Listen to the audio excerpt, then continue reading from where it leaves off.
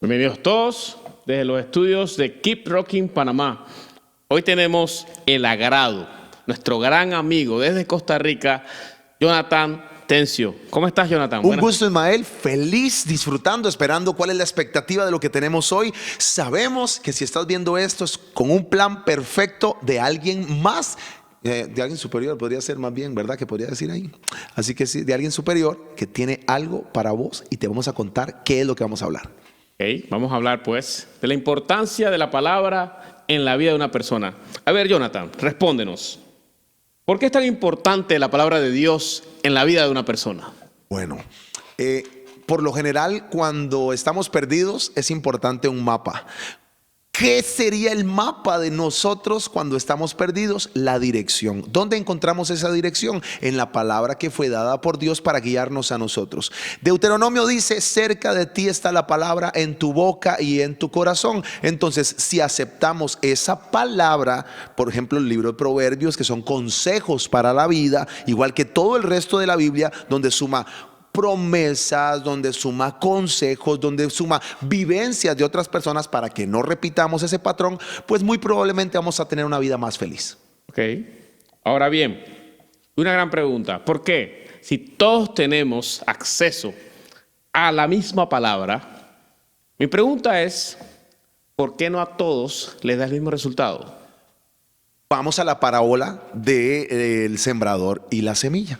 Cuando Jesús expone esa parábola del sembrador y la semilla, Jesús dice que hay diferentes tierras donde cae la semilla. Entonces, no es el mismo fruto que va a dar una semilla que cayó en espinos, o una semilla que cayó entre sombra, o una semilla que cayó entre las piedras, a una semilla que da buen fruto. La semilla, más adelante explica Jesús, que vendría siendo el corazón de la persona. Hay personas que son más duras para recibir una palabra. Es más, no lo pongamos con palabra de Dios, sino para recibir un consejo. ¿Cuántas veces no has dado un consejo vos y la persona lo que te dice, no, está mal, usted lo que me está diciendo no sirve para nada? Y vos decís, bueno, él se pierde mi consejo. ¿Ves? Entonces es lo mismo con Dios. Esas personas que reciben el mensaje, esas personas que no solamente lo reciben porque es muy fácil llegar a oírlo y que se me olvide, no lo pongo por práctica. Entonces, por un momento empezó a crecer la semilla, pero se murió.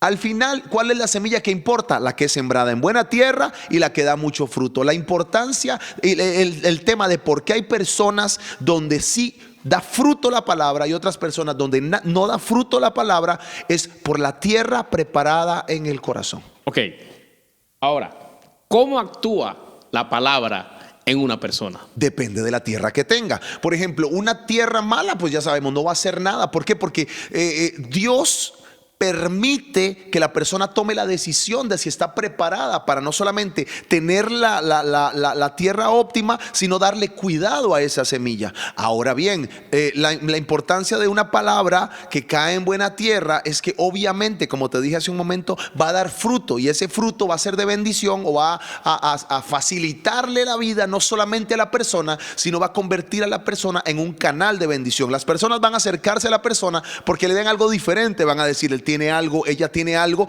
que yo quiero. Entonces, más o menos ahí, recordá que la Biblia dice que somos ¿cuál era la palabra? Espérate, se me fue. Que somos testimonio vivo. ¿Y eso qué quiere decir? Que esa semilla que fue sembrada en nosotros se va a reconocer. Un testimonio es algo que se puede ver. Entonces, ¿qué pasa? El fruto que vamos a dar nosotros nos va a ser reconocibles. Por ejemplo, un árbol de mango, un árbol de no sé, de cualquier cosa que se dé acá en Panamá. Se reconoce por su hoja y por su fruto. Ok, ahora, podemos deducir entonces que el destino de una palabra es dar fruto. Correcto. Ok, qué bueno. No, y es que es curioso eso que estás diciendo, porque recordá que, digamos, desde la perspectiva de palabra, no toda palabra busca creación. Recordá que también existen palabras de maldición que son lanzadas. Wow. Y las palabras de maldición lo que hacen es que contrarrestan el crecimiento de esa semilla. Y hay personas que, digamos, pueden tener su semilla muy grande y tener una sensación de fe, pero al mismo tiempo están matando la semilla por la declaración que están dando de lo que están diciendo. Entonces, ahí es donde vos decís, la semilla, tengo fe, me muevo, pero al final declaro negativamente. Yo, como la planta donde está creciendo esa fe, pues al final va a empezar a decaer. ¿Por qué? Porque yo mismo mismo la estoy llenando de veneno. Entonces está la bendición, que es la palabra que deberíamos declarar en nuestra boca, y la maldición. La maldición no necesariamente es hablar malas palabras, es maledicencia, es decir algo mal, algo malo. Wow, excelente. Bueno, Jonathan, mira.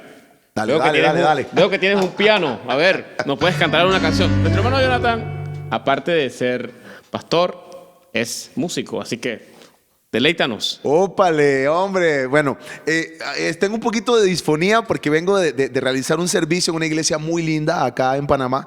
Vamos a ver cómo sale. A ver acá. Hay una canción que me gusta un montón. Estuvimos ministrando ahora esa canción y dice así, dice. Mi milagro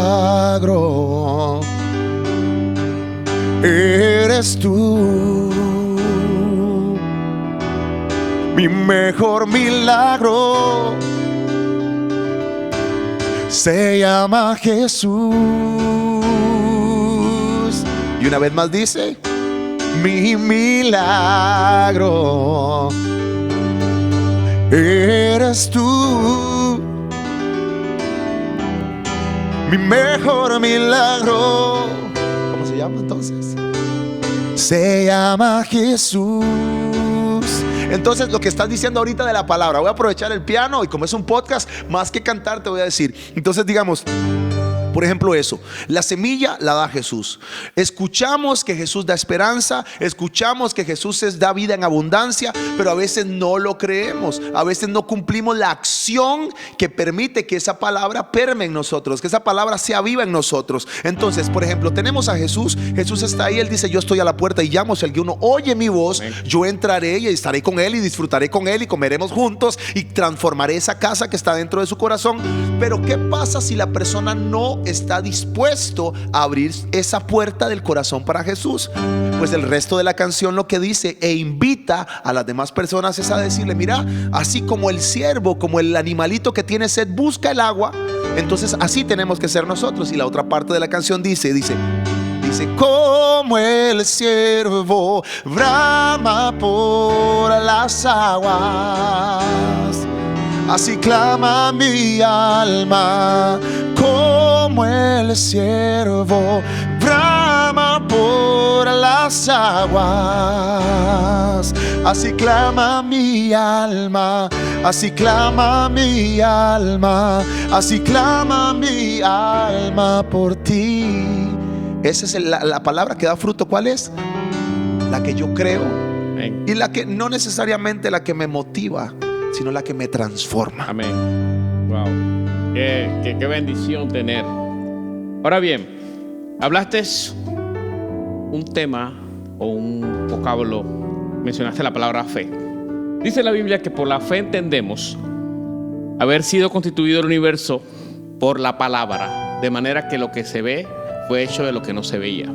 Mi pregunta es la siguiente: ¿qué efecto tiene en una persona creer en la palabra de Dios? Partamos por la vida, porque a veces creemos que estamos vivos, pero cuando aceptamos a través de la fe la palabra, la semilla, nos convertimos en esa buena tierra. Entonces, ¿qué pasa? Por ejemplo, cuando yo acepto a Jesús como Señor y Salvador en mi vida, ya no vivo yo mengué a mi naturaleza, pero hay alguien que me está vivificando, que me está restaurando, que me está levantando. Antes estaba solo, ahora estoy acompañado. ¿Por qué? Porque más que un libro, porque para cualquier persona de cualquier religión te va a decir y te va a contrarrestar y va a decir: no, pero la Biblia la escribieron hombres, o este libro de ustedes yo no lo creo, y porque ustedes basen su creencia en esa Biblia, no necesariamente yo tengo que hacerlo en esa misma Biblia. Y hay personas que se respaldan en el fundamento de la palabra de Dios con personas que no creen, pero no van a llegar a ningún lado porque la otra parte tampoco cree. Entonces, digamos, ahí está el tema de preparar lo que hablamos anteriormente, tener el corazón preparado, el corazón listo y decir: mira, yo sinceramente lo que estoy viviendo no me llena. Hay tres, creo que son 4 preguntas fundamentales de la humanidad. Una es: ¿de dónde vengo? Y el mundo se ha preguntado de dónde viene el origen, y vienen ahí con el tema de la teoría de la evolución y cosas así. ¿Por qué? Porque necesita la humanidad llenar un vacío. La otra gran pregunta es: ¿por qué estoy aquí? Y lo curioso es que Jesús simplifica esas preguntas de por qué estoy aquí y hacia dónde voy es la otra pregunta. Jesús lo pone simple, la palabra de Dios lo pone simple. Él lo que nos enseña es: usted está aquí porque yo lo creé con un propósito. Y al final, ¿hacia dónde vas? A mí. ¿Por qué? Y tal vez alguien llegue y diga: bueno, pero entonces Dios es malo, porque ¿por qué Dios, si quería que yo estuviera con Él, simple y sencillamente hubiera eliminado a Adán y Eva y vamos a producir otro, como cuando sale algo mal en un estándar de calidad? Pero sin embargo, si la naturaleza del hombre ya iba inclinada a la toma de decisiones y Dios nos había hecho ya fundamentados en la capacidad de toma de decisiones, entonces vamos a permitir que el hombre, por la consecuencia del fallo que tuvo, aprenda, y una vez purificado, una vez que entienda el peso de lo que yo hice con él, entonces que esté conmigo. Wow. No, realmente tus palabras explican mucho. Ahora bien, ¿cuál es la diferencia entre incredulidad y tener poca fe? Cuando hablamos del prefijo in, implica que no hay. Cuando hay alguien incrédulo, alguien que no cree, que es lo que estábamos hablando hace un momento de la palabra, digamos, usted puede creer, por ejemplo, yo te digo: mañana va a temblar. Y si vos estás creyendo que mañana va a temblar, pues muy probablemente cualquier pequeño movimiento va a ser como: uy, me movieron el asiento, uy, es que tembló. Me explico, vas a estar como predispuesto a eso. Lo que pasa es que lo que yo te estoy diciendo ahorita es una palabra vacía que yo me estoy inventando. Sin embargo, la palabra de Dios no es una palabra vacía, y ahí es donde se marca la diferencia. Si yo definitivamente no creo, esa palabra no puede hacer vida en ti. Esa palabra simple y sencillamente es palabra escrita, palabra que no tiene la capacidad del Espíritu. Recuerda lo que dice, me parece que es Pablo, que dice que la mucha letra mata, pero es el Espíritu el que vivifica. Esa es la gran diferencia entre las personas que no creen en Dios y los que sí creemos en Dios. ¿Por qué? Porque nuestro fundamento, más que la palabra, es la fe en la palabra. Wow. Entonces eso es lo que revitaliza lo que verdaderamente importa. Entonces, lo que me dijiste ahorita, la palabra de Dios para aquel que cree, aquel que es buena tierra, wow, es donde vale. Wow, y Jesús dijo que las palabras de Él eran espíritu y son vida. Amén. Es más, esa palabra tiene la facultad de tomar el espíritu que lo inspiró. Ahora bien, ¿por qué Dios, siendo el Todopoderoso, utilizó como medio una palabra para crear, para hacer, para bendecirnos? ¿Cuál sería su explicación? Wow. Curioso, ¿no? Dios en su... Es que ya cuando tocamos temas de por qué Dios hizo o por qué Dios nos hizo, vos sabés que ahí yo prefiero llegar, tener la esperanza de poderlo ver a Él y preguntarle: Dios, ¿por qué vos utilizaste la palabra como instrumento, como canal para poder desarrollar la creación, y no chasqueaste los dedos para que sonara un sonido así, que fuera rembumbante por todo lado, como una película de superhéroes que usted y yo conocemos? Avengers. Se convertía en un Thanos que chasqueaba los dedos y ya transformaba todo. Pues si lo hizo un personaje ficticio, Dios no tenía la capacidad de hacerlo. Claro que sí. Sin embargo, si nos vamos a la perspectiva de la ley, ahí es una locura esto que voy a decir, pero por ejemplo, la ley antes de que fuera escrita era una ley verbal. Lo que decía el rey o el gobernador era santa palabra, al punto de que ni siquiera el gobernador podía retraerse de lo que había dicho. Tenía que modificar la ley mediante decreto, mediante mediante lo que él estaba diciendo, pero no podía contradecirse. Entonces, tomando eso en consideración, yo digo que Dios lo hizo para empezar a plantear desde ahí la legislación del cielo y decir: bueno, esto sí se puede, esto no se puede. Que más adelante es la palabra escrita que nosotros conocemos, que nosotros vivimos, y que en esa fe nos sustenta a nosotros, nos permite transferirla del pensamiento de Dios a nuestra boca y declararla en esta tierra, que es esa palabra de bendición. Qué bendición, la verdad. La verdad, dice la Biblia que nosotros tenemos la mente de Cristo. Ajá. O sea, nosotros humanamente todos tenemos una forma de pensar, una forma de ver el mundo. Al aceptar a Cristo, dice la Biblia que tenemos la mente de Cristo. A ver, ¿cómo es el proceso el cual una persona pasa de una mente natural a tener la mente del Señor? El mismo proceso de una semilla. Ahora que estuvimos hablando de la fe, la semilla cede a ser una semilla, muere a ser una semilla y empieza un proceso de transformación un proceso de transformación de evolución, un proceso de metamorfosis, esa es la palabra, metamorfosis. Transformación. Sí, exacto. Entonces vos ves una semilla, ya la semana siguiente ves como la semilla empieza a sacar una raíz, que no se llama raíz, no recuerdo cómo se llama ahorita, pero empieza a sacar una cosita blanca, y luego ya ves que tiene dos, y que esa cosita blanca empieza a sacar raíces, y empiezas a ver un tallo, y empieza un crecimiento. Es algo que no es inmediato. Lo que es inmediato es cuando acepto a Jesús en mi corazón, que yo ya no vivo yo. O sea, esa muerte sí es inmediata, pero el proceso de crecimiento en el evangelio, en la fe misma, es como el mismo proceso de la semilla que venimos hablando desde un principio, que Jesús dijo que era semejante a la palabra de Dios.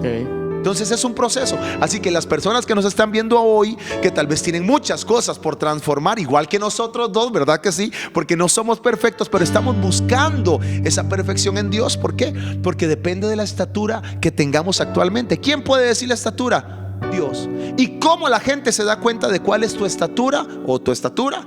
A través de los frutos.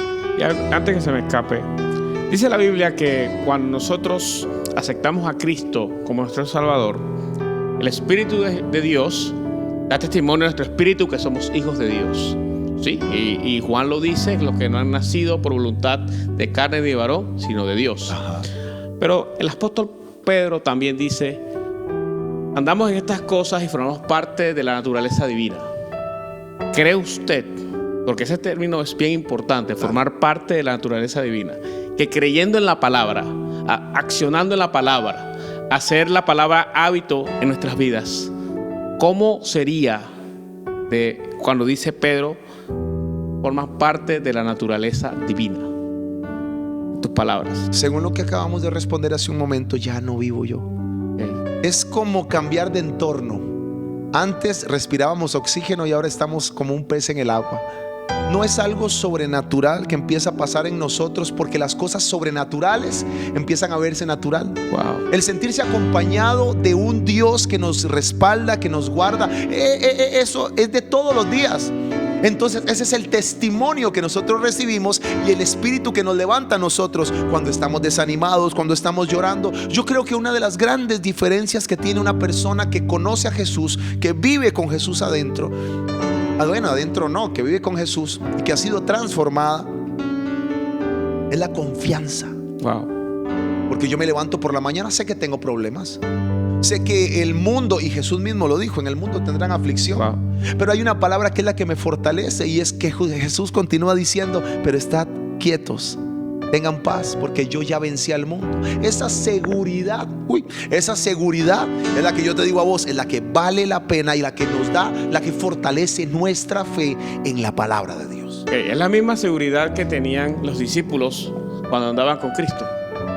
Es la que tiene acceso todo cristiano que tiene a Jesús en su vida. Y aún más, porque recordad que Jesús, cuando estuvo con los discípulos, era un Jesús histórico. ¿Por qué digo un Jesús histórico? Porque no había muerto, no había pagado el precio de crucifixión y no había sido glorificado.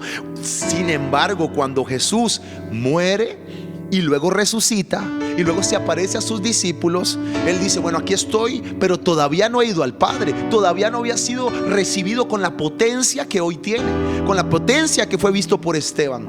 El apóstol que yo puedo decirte a vos que vio a Jesús en gloria y majestad fue aquel que iba caminando hacia Tarso. ¿Hacia dónde era que iba, Pablo?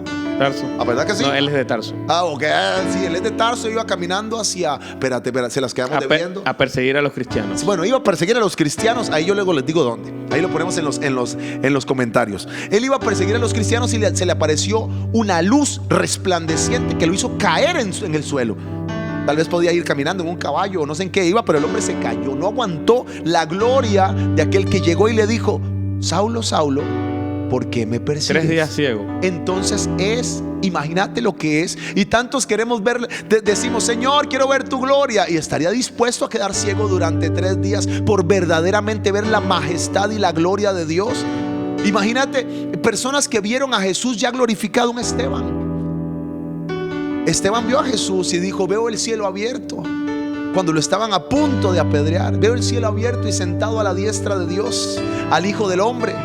Imagínate lo que es tener esa capacidad de llegar y decir: estoy viendo al Rey de Reyes y Señor de Señores. No me siento solo, a pesar de que me están apedreando, me están golpeando, me están hiriendo. Tengo la fuerza suficiente para decir: perdónalos, porque no los estoy viendo a ellos, estoy viéndolo a Él. Perdónalos, porque ellos no saben lo que tienen. Y aún más que los discípulos, nosotros tenemos a alguien cerca de nosotros que no tenían ellos hasta después del Pentecostés, que es el Espíritu Santo. Qué palabras más bendecidas estamos escuchando. Y podemos extraer cualquier dificultad que estés pasando. Tenemos la confianza de que Jesucristo. Y hablaste un tema o un texto, un vocablo muy importante para mí. No ver a un Jesucristo como la gente lo ve, histórico. ¿Vos has visto eso? La gente se queda con la pasión de Cristo, pero más allá de la perspectiva de: uy, pobrecito Jesús, lo crucificaron por mí. Uy, pobrecito Jesús. La gente, después de la pasión de Cristo, todo el mundo: ay, pobrecito Jesús. Todos los años lo crucifican. Es que ese es el tema. Pero la gente, ¿qué pasa? Y más allá del hecho histórico, o sea, veamos lo que Él hace hoy por nosotros. Porque está vivo, Él está glorificado. Él está en este momento diciendo: yo soy tu abogado para que no tengas que pasar lo que estás viviendo. Yo soy el que puede transformar tu vida, porque te escogí para que seas diferente a lo que estás viviendo. Pero la gente no recibe la palabra de bendición y prefieren estancarse en el conformismo, o en el no puedo, o en el yo no nací así, en lugar de mantener los ojos como viendo al invisible. Wow, qué palabras bendecidas.